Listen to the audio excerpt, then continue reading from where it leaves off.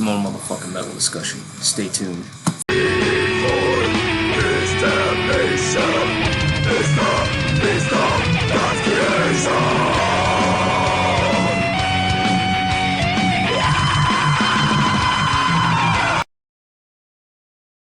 What's happening, Gooligans? How y'all been? Been a minute, like always. I mean, like I said, any more busy as a motherfucker these days. So I'll be doing these a little more sparingly. But I mentioned that in the last video. But yeah, I've had a lot of fucking shit go on here. A lot of crazy shit going on, man. My good friend of mine, Big Jim Sutton, passed away. So that was a fucking bummer. But he'd been sick for a long time. Like 10 years he had this disease, and it's just, finally it just got caught up with him. But yeah, if you guys don't know who Big Jim Sutton is, he's fucking from the goddamn region around here, man. A metal fucking legend. Now, he wasn't ever in any bands or anything, but he was a metal fucking fanatic. So, like, throughout the region area, Chicagoland, Northwest Indiana, I mean, Jim went to, like, every fucking show he possibly could. And the dude bought fucking music every week. And, I mean, he did this for, like, 30 fucking years. So, yeah, his collection was just massive. But, he was a really good friend of mine, a mentor of mine, I met Jim back fucking, goddamn, I was like junior high, 13, and, death metal, you didn't run in, like, there was nobody in my junior high that listened to death metal or underground music or extreme metal, whatever the fuck, black metal, none of the good stuff. So when you met somebody, I mean, like, even if you wore a Cannibal Corpse shirt, I mean, you really stuck out. You just didn't see the shit like you do now. And I was into the stuff, I like DSI, Cannibal Corpse, Morbid Angel. And let me take a sip here, man. Cheers.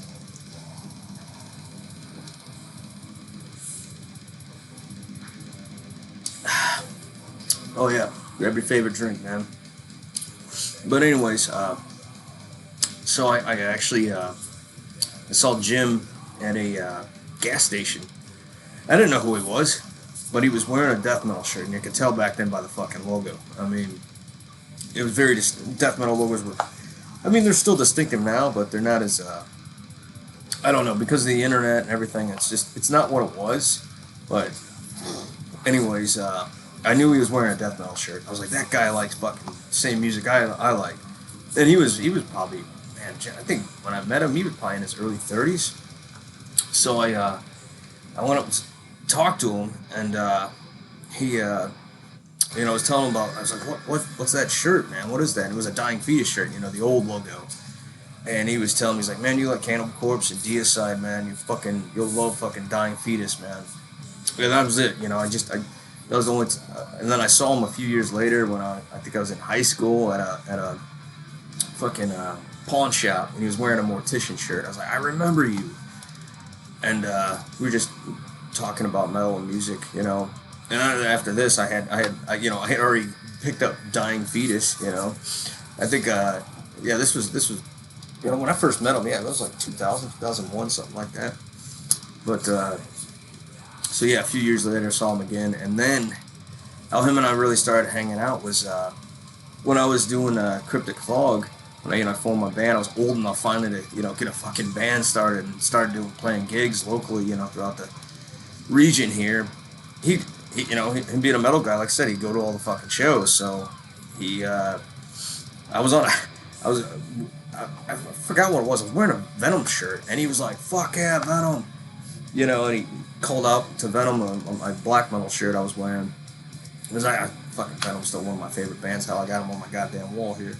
Old Venom, And I was like, shit, I know who you are, man. Like, you're Jim, Black Metal Jim or Death Metal Jim, because he used to go by Black Metal Jim. Then it just became Big Jim Sutton after a while. Funny enough, he wasn't a big black metal guy. He was just super fucking death metal. I mean, he liked black metal, but this guy was like a death metal maniac. I mean, especially when it came to all the the gore grind, porno grind stuff. He had a fucking ton of that shit. Anyways, after we played our set, you know, I just started talking to him. We exchanged numbers, and before I know it, man, I would go over to his house, like, at one time, like, in my early 20s, it was, like, every fucking day, man, we'd hang out. For, like, a year, I hung out with him every day, drinking it, because he was my bandmates weren't really drinkers, so they were all a bunch of potheads. I wasn't really a big pothead. I like to drink. Jim was a fucking drinker, you know, so we'd fucking, I mean, he had like I said, his collection was massive, and I mean, he turned me on to so much really good stuff that I never heard. And he had, you know, demos and stuff, you know, from back in the day. So I'd spend tons of time hanging out. We'd fucking drink beer all night, fucking spin CDs, and it was always cool because he's like, "What do you want to hear?" And he had a wall of fucking music. So I was like, "What the fuck is this? What is this?" It's cool. You just, you know, I pick like fucking 5 albums, and then, you know, if I like something that we listen to, I'd go back and fucking burn it, you know. So he turned me on. The first time I ever heard of Luciferion, that was something I'll never forget. He turned me on to Luciferion, and to this day, Demonication is one of my fucking favorite death metal records ever. And very underrated. I'm surprised it still doesn't get enough credit. But he turned me on to that. He had like the first Vital Remains fucking demo. I mean, it's just cool shit, man. We just shoot the shit. I had fond memories of my youth hanging out with him. And yeah, he'd come to our Cryptic Fog shows, and he'd hand out merch for us and spread the word. I mean, Jim was cool, and I'm really, really gonna fucking miss him. Really sad that he's gone. On a good note, I met up with a lot of cool motherfuckers from the region here, fellow metal musicians and friends, and that was really cool. I got to kind of reconnect with some guys I haven't seen in a while. If you guys haven't seen, go back and check out my Northwest Indiana Metal from the Region videos, man. I didn't do every band. I need to do a number 3, but I mentioned some of the, you know, the very important bands from this area. I need to do a number 3 because there's somebody I didn't mention. I feel bad about it, but also very important is Dean Tavernier of Stone Magnum, Beaten, fucking, I think he was at Skullview. I mean, this guy's been his Invasion. I mean, his catalog of bands is just crazy. Another band was, believe it or not, he played on the fucking Black Funeral record that came out in like 94, 95. I didn't know about this until recently. So yeah, he was in Black Funeral, that's fucking cult status right there, man. But yeah, I'll have to do another number 3 and go over some other fucking bands I didn't mention. They're just equally important. There's so many, and I haven't gone back to doing one of those yet. So stay tuned for that. Cheers, my friend Jim, though. Rest in peace, Jim. We're gonna miss you. But like I said, I met up with some other people. I don't know if I think one of my favorite bands and acts from this area was Psychomancer, out of many others. But I'd like to give a shout out to they kind of like, some of the members like went off and did other bands, and one of them was Hellgrind, and the vocalist, man, he sent me a video, so I'm gonna fucking play it here. If you guys haven't, check out Hellgrind. They're badass death metal from the region here. If the video don't get taken down, so stay tuned. 20th century genocide.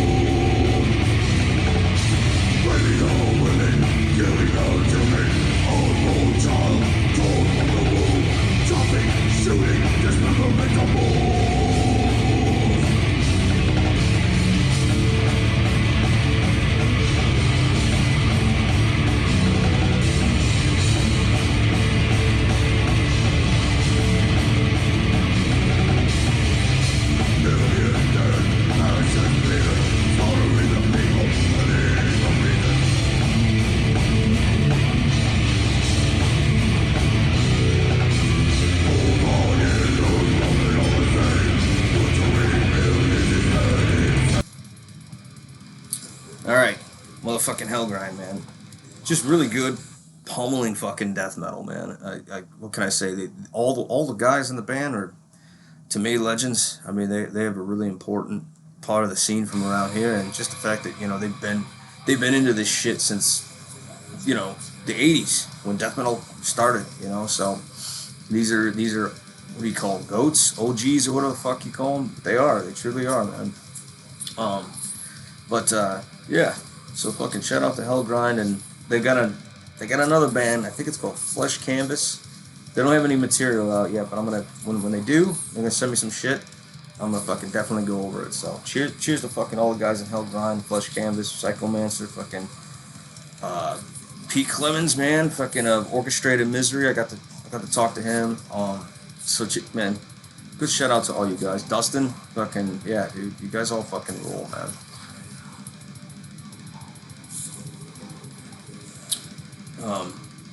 But yeah, I was so it's been a while. So if anybody is still watching this or remembers the last motherfucking video I did, always play something at the very end, and I don't tell you who it is. It's just a blank screen. It's a throwback to when you didn't get everything. Now it's like you hear a band, you see a band, it's all right up there. So I like to have a little bit of mystery behind something. And so anyways, the band I played last time, I was kind of on a death doom kick, and a band called fucking Acid Witch, man. Which Tannic Hallucinations, man. These guys have a bit of a comedic value to them, but they're really fucking cool. Now, when I first heard these guys, actually Jim burned me a disc. I didn't know what it was. He's like, and I listened to it. Now, I didn't hear the term doom or death doom. It was just kind of to me, that was like kind of a very bland, subjective term. I didn't really know it was like technically a fucking subgenre of metal. But anyways,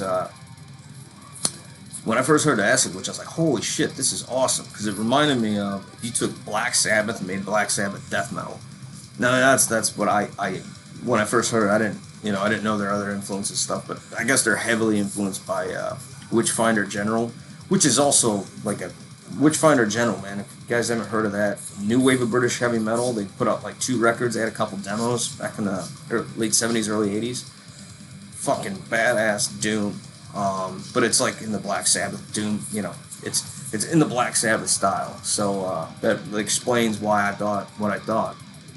But yeah, Acid Witch pretty much, it was cool because it was like you have these low fucking pummeling heavy guitars, this trippy kind of solos in the background, these cool little sound clips, and then you got the low fucking growling vocals. I mean, there's no blasting on this, but it's heavy as fuck. I mean, it's really, really fucking, it packs a fucking punch, man. So I really like this, yeah. So that's what I played. So if you guys, I highly recommend this album. This is my favorite. They got another one called Stone. That's their second one. That one's equally good. But the rest of their stuff, it kind of, they really went weird. I don't even know how to explain it. You just have to listen for yourself. So, but yeah, that's what I jammed out last time, because it was fucking Halloween, man. It was around Halloween time, so I was playing a lot of King Diamond and Acid, which is like perfect shit for that time. Spooky season, man. But also something I did. There was a bit of a bitching rant on there. I was talking about how shit's overpriced on Discogs, and people, stuff being out of print and it being ridiculously marked up for sale. Well, what I mentioned was fucking Sinister's hate. But you know what's funny? I found this. If you guys get bored, check out DissonantTapes.com. They repress some shit. And funny enough, I was able to get a copy of fucking Hate. Now it's not. It's fucking awesome, man. It was only $10. Only fucking $10, man, for this, and I don't regret buying it. I know if you got, see, I know like there's a thing with cassettes, among collectors. I just like having physical media. So whether it be a CD, cassette, or a vinyl, if there's some form of way I could get my hands on it. Now I prefer CDs because I can listen to them in the car.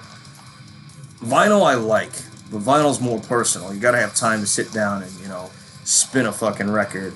I don't always, being a family man, a working man, I don't always have time to do that. Actually, when I'm fucking down here in my fucking the furnace room, I'm down here fucking jamming. I'm making music and writing, creating that, and making content, of course. So it's like I don't really spin a whole lot. I don't have time to spin my music like I like to. Back like I did back in the day, where I just listen to music for fucking hours. I just don't have the time anymore. So usually I do a lot of my listening in the fucking car. Sometimes in my living room, because I got a nice stereo up there, so I'll just listen to shit on YouTube. But yeah, I was able to fucking get one of these. So yeah, go over I think there was only fucking limited amount. I don't remember what the amount was, but I mean, it's not perfect. It looks a bit of low quality, but fuck it, man. It's fucking $10. You get the artwork and shit. This is a killer fucking.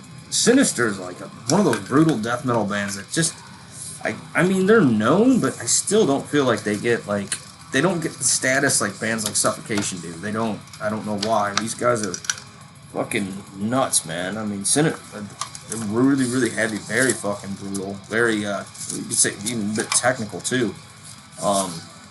Fucking death metal from motherfucking Holland, man. The Dutch really bring it, because another one of my favorite bands, if you all know, is Centurion.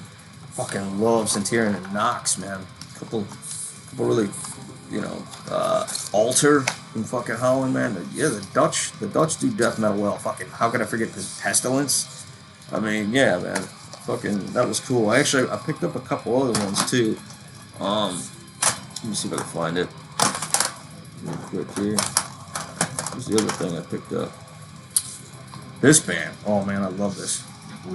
Mithras from fucking England. Now, if you guys like fucking Morbid Angel, and I'm talking like the mid era, specifically Formulas Fatal to the Flesh, this is right in that fucking style, man. Let me see if I can get a better fucking view of it. Yeah, there we go. Yeah, this is their first. I think this is their debut. Forever Advancing Legions. Yeah, check this out. Fucking killer. And this is another one of those things that's been out of print. It's hard to get. You're gonna pay $30 for a fucking CD. $10, man, or $12, whatever the fuck. It's not that bad. I'm really, really happy to have this, because for this band, I've only had a couple burned copies. Now you better snag one of these, because they only did a limited run of 100. I don't think this is number 57 or something, but Dissonant Tapes, man, DissonantTapes.com, fucking awesome. Yeah, this is killer fucking death metal, man. What can I say? It's like in the Morbid Angel style, like really, it's very heavy. I really like it. It's also a bit. They have a lot of weird atmosphere to them too, but it's kind of They really emphasize that in their later albums. It's like Morbid Angel does a lot of weird interludes and stuff. They really got into that quite a bit. But yeah, Miss Roz, man, it's fucking worth checking out. And here's another one that bore you all the fucking death. But man, I was really, really happy to find this. This is another one that's fucking going for stupid amount, because Osmosis won't fucking repress it for whatever. J-Dog from Hell's Headbangers wants to repress this. Ah, man, you can't see it. This is Aberrance, Evoking the Abominations. This is a fucking... If you guys haven't heard this, if you like Crisian, like early Crisian, the first 3 Crisian records, this is like that style, but in my opinion, this is better. Like, I love Black Force Domain, Apocalyptic Revelations, fucking... Conquerors of Armageddon, but this is like a more advanced version of that sound. I mean, these guys definitely worship the Crisian sound, but these guys are from Brazil too. I believe some of the members were in the band Rebellion too, also Brazil. But this album is honestly like I could kick the first. I'd rather listen to this than Crisian, honestly, but I still like Crisian, man. I still like it. But this to me is better. That's just my opinion. And Christian's one of my biggest, is a huge influence on me. Well, yeah, this 3-piece fucking band, I love it. It's fucking sick. So you guys, if you haven't heard of Abhorrence, Evoking the Abominations. Now, don't get them mixed up with the Abhorrence. There's Abhorrence or Abhorrence from Finland. This is Abhorrence from Brazil. Fucking check that out. So happy to get one of these. I think there's only I think this is another thing, one of those fucking limited runs. So definitely get one if you can. But yeah, that's just a few of my cassettes. I've been jamming. Actually, here's one. This one wasn't from Dissonant Tapes, but another band from South America I really like, man. I actually got this from Hell's Headbangers. It's the fucking first Mortem album from Peru, man. Demon Tales. Now, this is some... If you take old Morbid Angel, Possessed, and like Slayer, and just fucking mash it all together, man, that's what this is, man. Mortem kicks ass. I really like Mortem a lot. Very fucking heavy, very fast, killer, man. Fucking, and look at it. This tape is even really cool. I like that they got designer tapes now, man. It's kind of cool. I don't remember seeing these when I was a kid, cassettes like this, but yeah. And I was earlier spinning, you guys remember that band I was listening to last time, maybe not. What the fuck is it? Chaos Inception. Here's something ironic. Alright, so I was just spinning the fucking newest Diabolic album, Mausoleum of the Unholy Ghost, or I think that's what it is, yeah. Mausoleum of the Unholy Ghost. This is their newest one, man. This album fucking rips. It's really good. I like Diabolic. It's another one of my favorite bands. But Matt Barnes of Chaos Inception fucking plays guest musicians on this, man. How fucking ironic. I didn't realize that, looking at this. So, yeah, that's kudos to fucking Chaos Inception. Matt Barnes for that, man. Fucking, he plays on the newest Diabolic record. What do you know? And also, so we'll be wrapping it up here soon. I didn't mention this in my last video because I didn't know if it was the right time.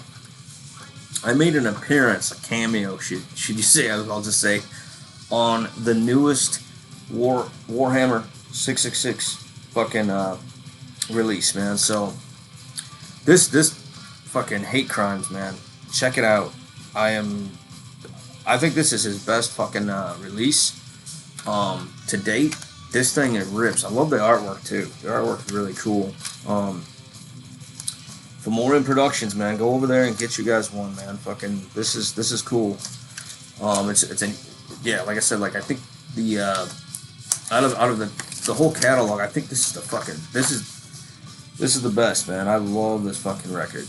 And I'm not just saying that because I made an appearance on it either. I do. Like, I think the drums, the sound, the production, and the songs, they're all there, man. Not to say that his other stuff wasn't. I mean, his music just gets better and better. I mean, like a fine wine, man. It's just the more, But yeah. Also, Revik of Mordant Red. He's on the same. They're the last track on here. Revik did some guest vocals with Lee, Warhammer 666, and I do a solo on it, man. So yeah, and how that came to be, Lee just he contacted me, he asked me if I was interested. I was like, fuck it, man, send me the track, and I'll see what I come up. Yeah, I'll do it. So he sent me over the track, and I spent a day or two just fucking around because I was gonna do different takes, and I wanted to do basically a few takes of some leads, send them back and see what he liked. And he ended up just listening to the first one, and he's like, it's this one. I don't even want to listen to the other ones. I thought that was cool. But I actually had a lot of fun doing it. I didn't feel any pressure or anything. He sent me the track, and, we discussed a few things, and it was cool, man. I had a great time doing it. So yeah. Fucking check out the fucking Warhammer 666 record, fucking Hate Crimes, man. So It's fucking kick ass, man. Go over to Fomorian, order yourselves one, man. Double fisting the beers here, man.